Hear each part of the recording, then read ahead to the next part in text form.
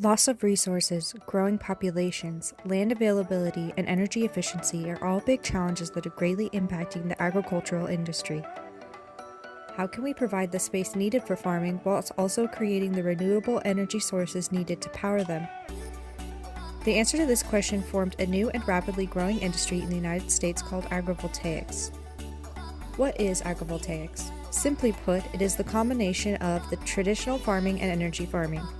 Though there is still much research needed to be done on the topic, most typically it is seen as solar power farms in combination with sheep grazing, referred to as solar grazing. By placing solar panels in a typical sheep pasture, it does take away from the total service area and quantity available for grazing. However, multiple studies have found that the solar panels can actually increase the quality of the grazing pasture. Forage digestibility and protein content were higher in solar grazing plots compared to traditional ones. This is largely due to the shading provided by the solar panels.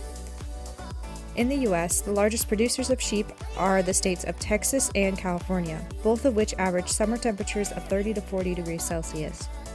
This can make pasture grazing quite difficult, for there are many droughts, water restrictions, and grass is often burned by the blazing sun. This same heat exposure can increase sheep precipitation, which lowers wool quality and can even be dangerous to their health.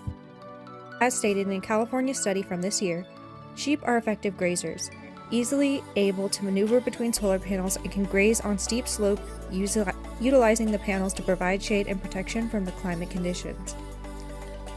This cooling aid to both sheep and pasture balances out the negative effects of the solar panels. In other words, the entire system was a more efficient use of the limited space. Plus, it provides heaps of renewable energy to be stored and used as power to the increasing population and infrastructure. There are many possibilities for agrivoltaics. Scientists are looking to introduce fruit crop trees and other forms of vegetation into the system. Oregon State University just received a grant of roughly 2.4 million New Zealand dollars to conduct more research. Can you imagine farmers generating not only food for our planet, but the energy to power it as well? Could this be the future of farming as we know it? What do you think?